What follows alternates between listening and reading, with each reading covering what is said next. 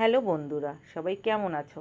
আজকে আমি রান্না করেছি বেগুন ভাজা, মুড়িঘণ্ট, গোবিন্দভোগ চাল আর মাছের মাথা দিয়ে, আর দয়াকলা, আলু আর রুই মাছ দিয়ে পাতলা ঝোল। দেখো আমার মাছের ঝোলটা হয়ে এসেছে, কত সুন্দর কালার এসেছে। দেখো এদিকে আমি বেগুন ভাজাটাও ভেজে নিচ্ছি। আমাদের বাড়ি না বেগুন ভাজা খুব পছন্দ করে সবাই। আর এদিকে আমি মুড়িঘণ্টের আলুটাও ভেজে নিলাম।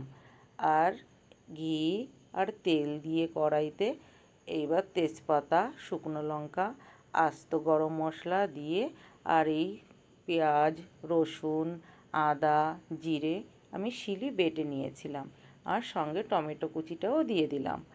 ভালো করে এবার কষিয়ে নেব। ভালো করে এই মশলাটা না একটু কষাতে হয়, আর সঙ্গে লবণ, হলুদ, শুকনো লঙ্কা দিয়ে কিছুটা টাইম আরও কষিয়ে নিতে হবে। তারপর গোবিন্দভোগ চালটা দিয়ে আবার কষিয়ে নিতে হবে, ভালো করে কষাতে হবে কিন্তু।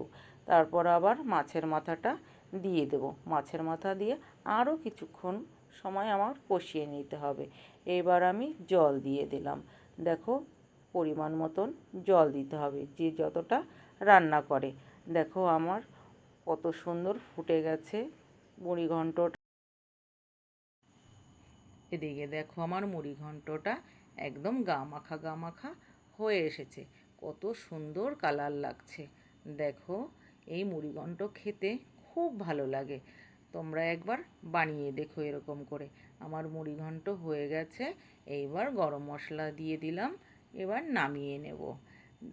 দেখো এদিকে ভাত বেড়ে নিলাম, বেগুন ভাজা, মুড়িঘণ্ট আর কলার তরকারি। কেমন হয়েছে অবশ্যই কমেন্টে জানাবে। সবাই ভালো থেকো।